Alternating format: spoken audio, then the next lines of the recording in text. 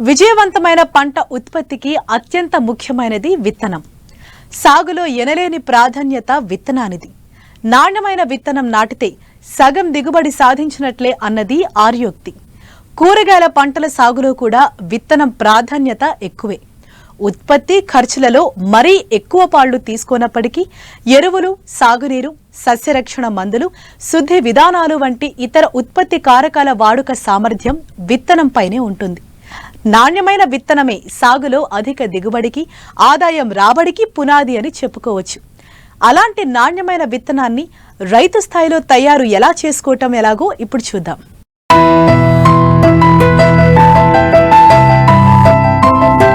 వ్యవసాయ రంగంలో రైతులు అధిక దిగుబడి సాధించడానికి ప్రధానమైన మూలం విత్తనం.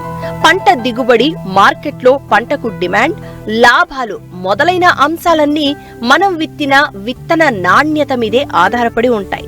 కాబట్టి పంట ఉత్పాదకత పెంపుదలలో నాణ్యమైన విత్తనం కీలకమైనది.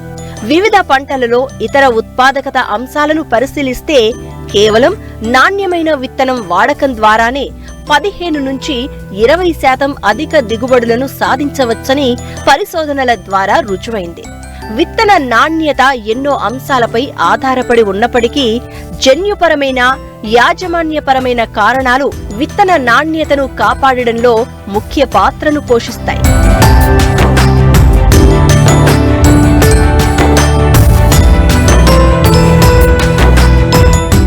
సాధారణంగా విత్తనాలు 2 రకాలు ఉంటాయి.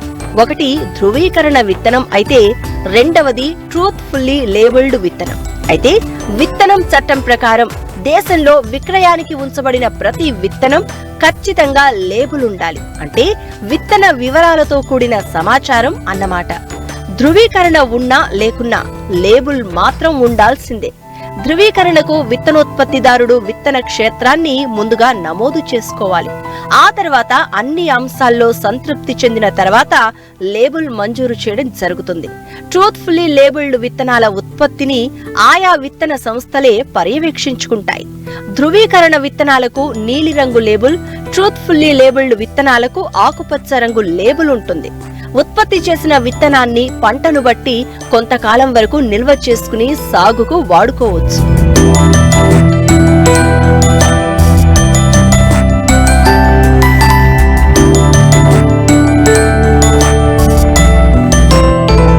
రైతులు తమ స్థాయిలో విత్తనోత్పత్తికి సంకర రకాలను ఎన్నుకోరాదు.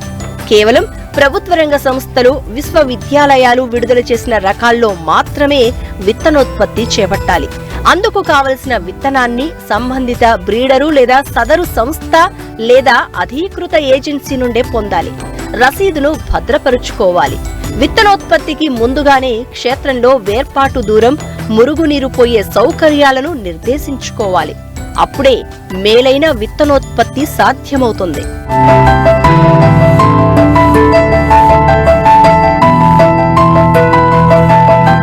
విత్తనోత్పత్తికి తెలంగాణ అత్యంత అనుకూలమైనది.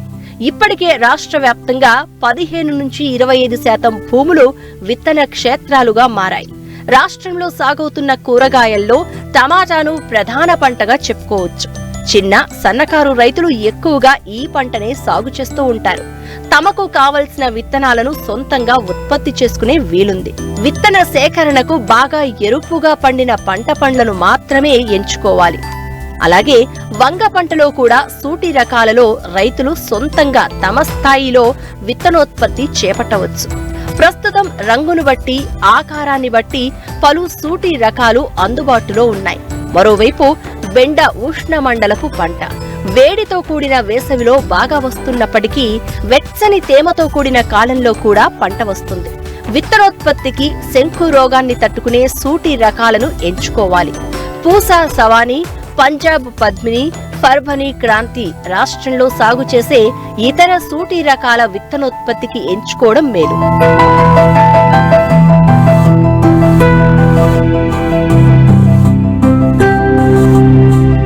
తీగజాతి కూరగాయల్లో విత్తనోత్పత్తి ముఖ్యమైనది. తెలంగాణ రాష్ట్రంలో సోర, బీర, దొండ, పొట్లతో పాటు పచ్చిదోస, కూరదోస, గుమ్మడి, బూడిద గుమ్మడి వంటి రకాలు సాగవుతున్నాయి. రైతులు తర్వాత పంటగా వేసుకోవడానికి లేదా ట్రూత్ఫుల్లీ లేబుల్డ్ విత్తనాలుగా అమ్మేందుకు సొంతంగా విత్తనోత్పత్తి చేపట్టవచ్చు. విత్తనాల కోసం కోతకు బాగా పండిన పండ్లను మాత్రమే సేకరించాలి. సేకరించిన పంటలను ఎండబెట్టాలి. ఆ తర్వాత ఒకవైపు రంధ్రం చేయాలి. విత్తనాలు సేకరించాలి. పొట్ల, బీరలలో విత్తనం సేకరించవచ్చు.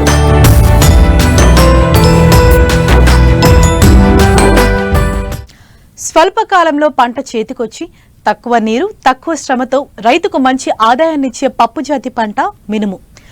7 ఏళ్లుగా ప్రకృతి విధానంలో 2వ పంటగా పండిస్తూ మంచి దిగుబడి సాధిస్తున్నారు కృష్ణా జిల్లాకు చెందిన ఓ రైతు.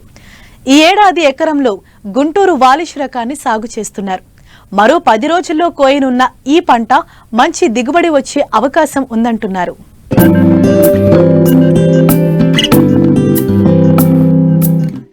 ఇదిగో ఇక్కడ వరి మాగాణుల్లో పెరిగిన ఈ మినుము పంటను చూడండి. ఈ రకం గుంటూరు వాలిష్.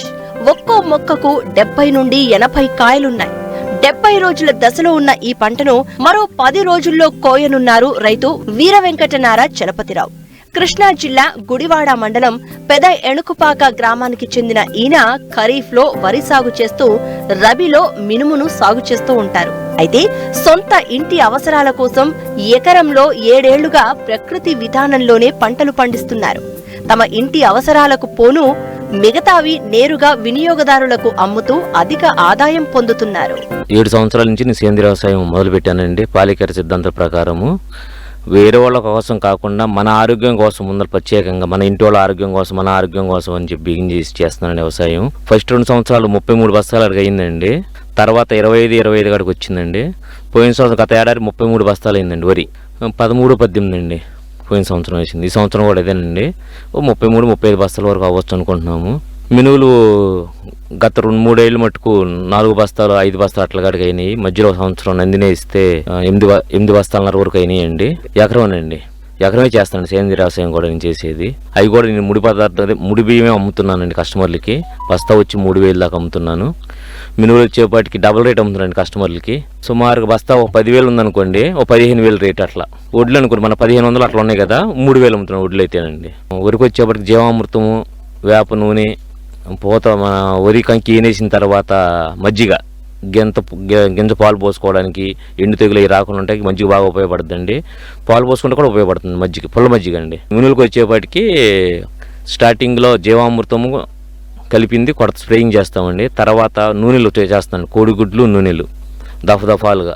నూనె వేప నూనె చేస్తామండి, కొబ్బరి నూనె, మంచు నూనె, పామాయిలు, మళ్ళీ నువ్వుల నూనె, ఆవు నూనె మిక్సింగ్ అంతా అన్నీ కలిపి అయ్యో పావు అట్లా కలిపి ఎకరానికి లీటర్ కాడికి 12 కోడిగుడ్లు మిక్స్ చేసి స్ప్రేయింగ్ చేస్తామండి. డైరెక్ట్ నూనె వాటర్లో కలర్ సాయిబుల్ కాదు కాబట్టి కోడిగుడ్ల గురించి కలిపి చేస్తాను స్ప్రేయింగ్.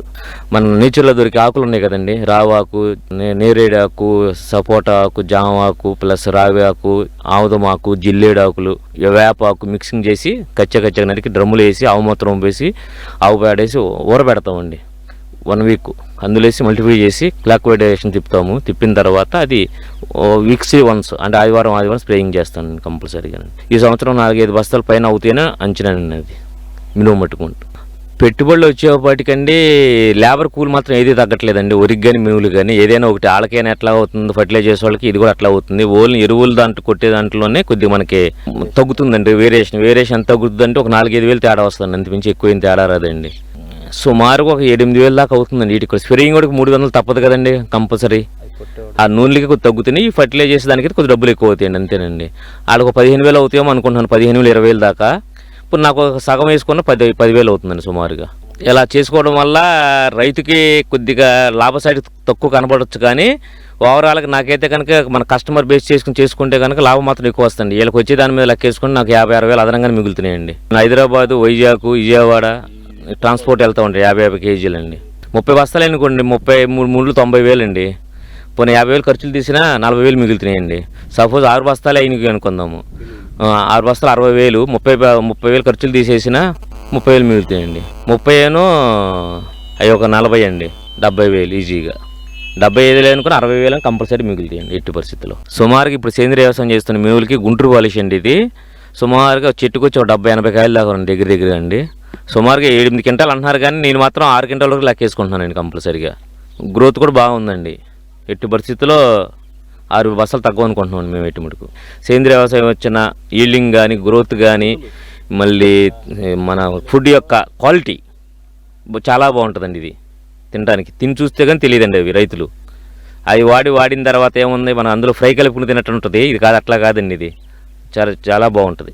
తీసుకొచ్చి మనం తెచ్చుకున్న కషాయం కానీ అది కానీ ఇది కానీ అందులో డ్రమ్లో పోసేస్తాం. పోసిన తర్వాత క్లాక్ వైజ్ డైరెక్షన్ తిప్పిన తర్వాత వడగట్టుకుని స్ప్రేయింగ్ చేస్తామండి. మొత్తం 70 రోజులు అయింది వాళ్ళకి పంట కాలం. ఇంక 10 రోజుల వరకు ఆగొచ్చండి కంపల్సరీగా. అంతే. ఇత్తనాలు కూడా లెక్కేయాలని ఓన్లీ స్ప్రేయింగ్ వరకు ఇత్తనాల వరకు లెక్కేసామనుకోండి. ఇత్తనాలు కూడా లెక్కేస్తే ఒక 25,000-33,000 అయినట్టు లెక్కే కదండి. 10,000 అయితే ఇంక 2,000 మళ్ళీ మిషన్ చేయాలి కదండి. మనం పీకినందుకు ఒక 7,000 అవుతుంది, ఇంకో 10,000 ఖర్చు అవుతుంది. సుమారుగా 20-25,000 వరకు ఎకరానికి ఖర్చు అవుతుందండి కంపల్సరీగా. అందుకే 6 బస్తాలు లెక్కేస్తే 10,000 చొప్పున లెక్కేసుకున్నాం మనం. 60,000 వస్తాయి. 60,000-30,000 ఖర్చులు పోయి 30,000 కంపల్సరీ మిగులుతాయి. ఊరిలో వరకు కంపల్సరీ 30,000 పోయి 30,000 కంపల్సరీ మిగులుతాయి అని ఆశ.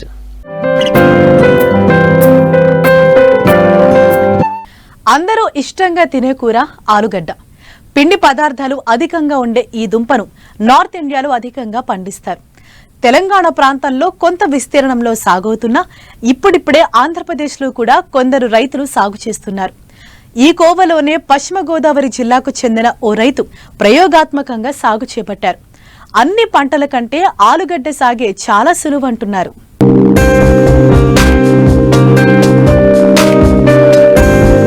ఇదిగో ఇక్కడ తవ్వుతున్న ఈ పంటను చూడండి. ఇదే ఆలుగడ్డ పంట. పశ్చిమ గోదావరి జిల్లా తాడేపల్లిగూడెం మండలం చిన్న తాడేపల్లి గ్రామానికి చెందిన రైతు వెంకటనారాయణ 40 సెంట్లలో ప్రయోగాత్మకంగా సాగు చేశారు. వాస్తవానికి తెలంగాణలోని మెదక్, రంగారెడ్డి, సంగారెడ్డి జిల్లాలో మాత్రమే కొద్ది విస్తీర్ణంలో బంగాళాదుంపను సాగు చేస్తారు. అది కూడా శీతాకాలంలో మాత్రమే. అయితే ఈ రైతు కూడా తన పొలంలో సాగు చేయాలన్న ప్రయోగం విజయవంతం కావడంతో భవిష్యత్తులో మరింత విస్తీర్ణం పెంచేందుకు సిద్ధమవుతున్నారు. నేను రబీకి ఫుక్రాజ్ అనే బంగాళదుంప రకం నాటానండి. డిసెంబర్ 14. బంగాళపు విత్తనం వచ్చి జహీరాబాద్ విత్తనం వచ్చి కేజీ వచ్చి ఇక్కడ ట్రాన్స్పోర్ట్తో సహా 30 రూపాయలు పడిందండి కేజీ. అంటే 6 × 53 క్వింటాల్లో విత్తనం పెట్టామండి. ఇది 40 సెంట్లు అండి. బంగాళదుంప సాగు వచ్చి దుక్కు బాగా దున్నుకోవాలండి. ఈ సింగిల్ సూపర్ ఫాస్ఫేట్ వేసుకుంటే భూమి గుల్లగా ఉండడానికి, దుంప బాగా పెరగడానికి అనుకూలంగా ఉంటుంది. తర్వాత వేపపిండి, ఆముదం పిండి వేసాను. భూమిలో సెల్లిన బ్యాక్టీరియా తెగులు వాటికి ఆశించకుండా ఉండడానికి. నీటి సాంద్రత అండి డ్రిప్ ఇరిగేషన్ ద్వారా అయితే మనం అనుకున్న దిగుబడి వస్తుందండి. ఫ్లడ్ ఇరిగేషన్ అయితే ఇబ్బంది అవుతుందండి. దుంప కూడా కూలిపోవడానికి ఎక్కువ ఛాన్సెస్ ఉంది. కాబట్టి ఇది వాటరింగ్ ఇచ్చి డ్రిప్ ద్వారాగా రోజుకి ఒక 10 నిమిషాలు కానీ పావు గంట కానీ అంతకంటే ఎక్కువ ఇవ్వకూడదు. తెగులు నివారణకి ఈ సూడోమోనాస్, ట్రైకోడర్మా విరిడి ఎక్కువ వాడాను. తర్వాత దాంతో పాటు ఇంకా ఎక్కువ వస్తే ఇది బావిస్టన్ కానీ M45 అలాగా వచ్చిన తెగులు బట్టి. తర్వాత నెక్స్ట్ వచ్చి అమిస్టర్ టాప్ మార్కెట్లో ఉంది. ప్రతి 10 వారానికి ఒకసారి సూడోమోనాస్ ఇస్తున్నాడు. ఇది మొక్క వచ్చి విత్తన శుద్ధి చేయాలండి. ఈ సూడోమోనాస్, ట్రైకోడర్మాతో పాటు కొంతమంది టాటా కంపెనీ వాడిది కానీ లేకపోతే రెడామిల్ గోల్డ్ పర్ 1 గ్రాము లీటర్కి 1 గ్రాము కడికి అలా విత్తనం శుద్ధి చేసుకోవచ్చు. 60 సెంటీమీటర్లకి ఒక దుంప పాతి పెట్టామండి. ఇటు వచ్చి 24 నుంచి 28 వరకు అంగుళాలు బోధికి కాపు వచ్చి 4 రోజులకి స్టార్ట్ అవుతుందండి. నాకు 8 టన్నులు రావచ్చండి. పెట్టుబడి ఇంచుమించు ఒక 40,000 అవుతుందండి. దిగుబడి వచ్చి నాకు 8 టన్నులు వస్తుందండి. 8 టన్నులు పోవాలి. ఒకవేళ దుంప పగిలిపోవడం కానీ ఆకుపచ్చ రంగులో ఉన్న దుంప అయితే ఎన్ని ఏరేసినా 1 టన్ను కాయ తీసేసిన దుంప తీసేసిన నికరం 7 టన్నులు నికరంగా వస్తుంది. రైతు కంటే అన్ని పంటల కంటే తేలికైన పంట బంగాళదుంప అండి. మొత్తం అన్ని క్రాప్లకి చూసుకుంటే అన్ని పంటల మీద తేలికైన బెస్ట్ పంట ఏంటంటే బంగాళదుంప నాకు తెలిసిన కాడికి. ఈ ప్రాంత భూమిలో తేమ తక్కువగా ఉండి చలి ఎక్కువగా ఉండడంతో ఆలుగడ్డ దిగుబడి బాగుంటుంది. స్వల్పకాలిక పంట కావడం, నీటి తడులు అంతగా అవసరం ఉండకపోవడం వల్ల రైతు సాగు చేపట్టారు. 80 నుండి 90 రోజుల మధ్య కాలంలో పంట చేతికి అందివస్తుంది. మడుల విధానంలో పంటను తీసే సమయంలో 20 రోజుల ముందే నీటి తడులను ఆపేస్తారు. పంట వేసిన సమయంలో మొదటి తడి ఇచ్చాక 20 రోజుల వరకు నీటి తడులు అవసరం ఉండదు. కాబట్టి మిగతా పంటలతో పోల్చితే తక్కువ సమయం, తక్కువ నీటితోనే పంట చేతికొస్తుంది. అంతేకాదు పెట్టుబడికి 3 లాభం వస్తూ ఉండడంతో రైతు ఆనందం వ్యక్తం చేస్తున్నారు.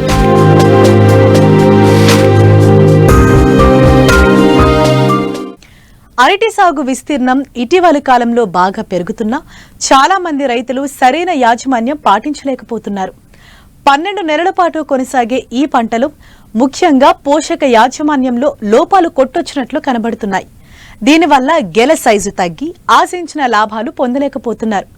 పిలకలు నాటి నుంచి అరటిని విక్రయించేదాకా సమగ్ర ఎరువుల యాజమాన్యం చేపడితే మంచి దిగుబడులు తీయవచ్చంటున్నారు ఘంటసాల కృషి విజ్ఞాన కేంద్రం సీనియర్ శాస్త్రవేత్త డాక్టర్ పి. సుధా జాకబ్.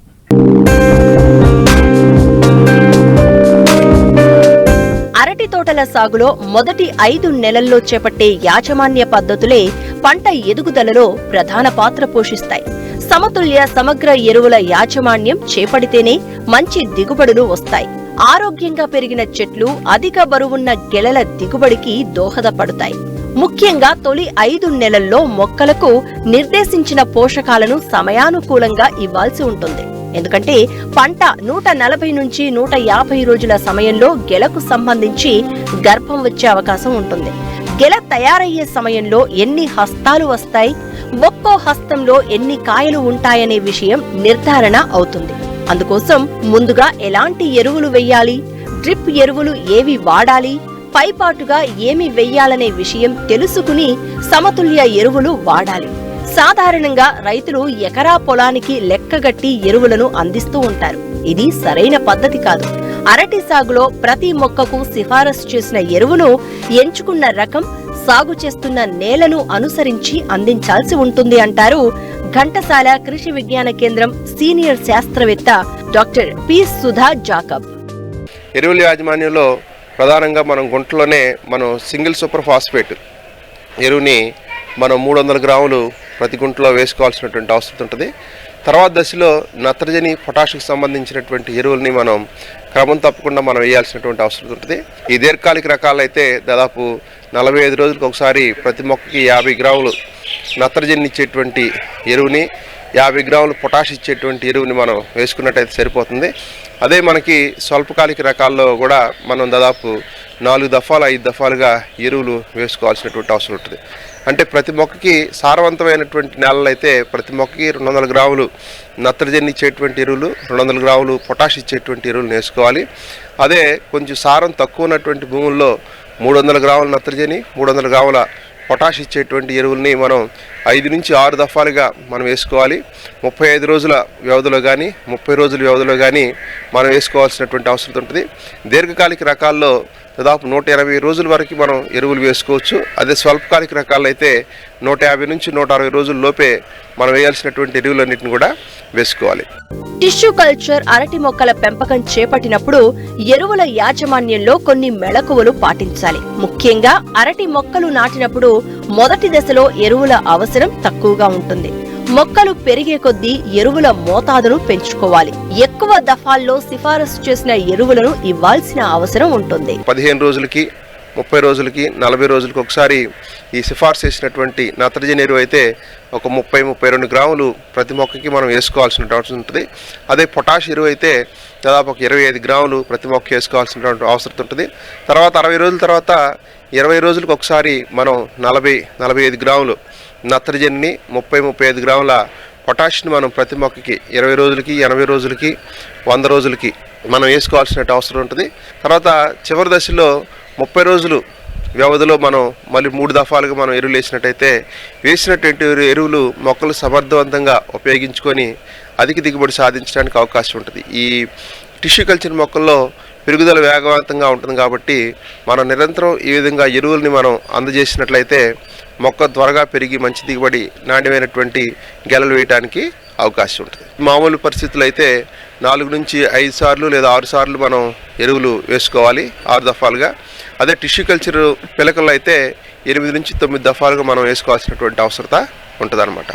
ఇవి ప్రధానమైనటువంటి భాస్వరం, నత్రజని, పొటాషియలే కాకుండా అరటి సాగుకు సూక్ష్మ పోషకాల యొక్క ఆవశ్యకత కూడా ఉంటుందన్నమాట. మనకి బోరాన్ ధాతు లోపం ఉన్నట్టయితే బోరాక్స్ మనకు మార్కెట్లో లభ్యమవుతా ఉంది. దీన్ని 1.5 గ్రాములు లీటర్ నీటి కలిపి మొక్కల మీద మనం పిచికారి చేసుకోవాలి.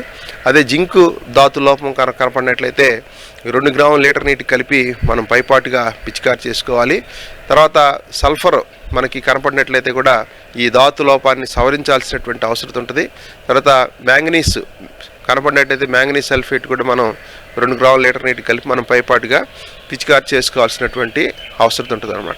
ఈ పోషకాలు మనం పైపాటుగా పిచికారి చేసుకునేటప్పుడు అరటాకు మీద మనం ఏ మందు పిచికారి చేసినా కానీ నీరు తొందరగా జారిపోతూ ఉంటుంది కనుక తప్పనిసరిగా ప్రతి పిచికారిలో జిగురు మందు శాండోవిట్ కానీ ధనోవిట్ అనేటువంటి మందులను 1 లీటర్కి 1 మిల్లీలీటర్ కలిపి మనం చేసుకున్నట్టయితే మనం పిచికారి చేసినటువంటి మందు ద్రావణం మొక్కకి సరిగ్గా అతుక్కొని మొక్క పీల్చుకుంటానికి, మొక్క తీసుకుంటానికి అవకాశం ఉంటుంది. కాబట్టి ఈ యొక్క సూచనలు మనం పాటించాల్సినటువంటి అవసరం ఉంటుంది. అరటి సాగులో నీటి యాజమాన్యం కూడా చాలా ముఖ్యం. అవసరాన్ని బట్టి నీటి తడులను అందించాలి. ప్రస్తుతం ఆధునిక టెక్నాలజీ అందుబాటులోకి రావడంతో అందరూ డ్రిప్ పద్ధతులను ఉపయోగించి సాగునీటిని అందిస్తున్నారు. అలాగే అరటిలో నాణ్యమైన గెల రావడానికి ముఖ్యమైన యాజమాన్య పద్ధతులను పాటించాలి. గెల పూర్తిగా వచ్చిన తర్వాత చివర ఉండే పువ్వును కోసివేయాలి.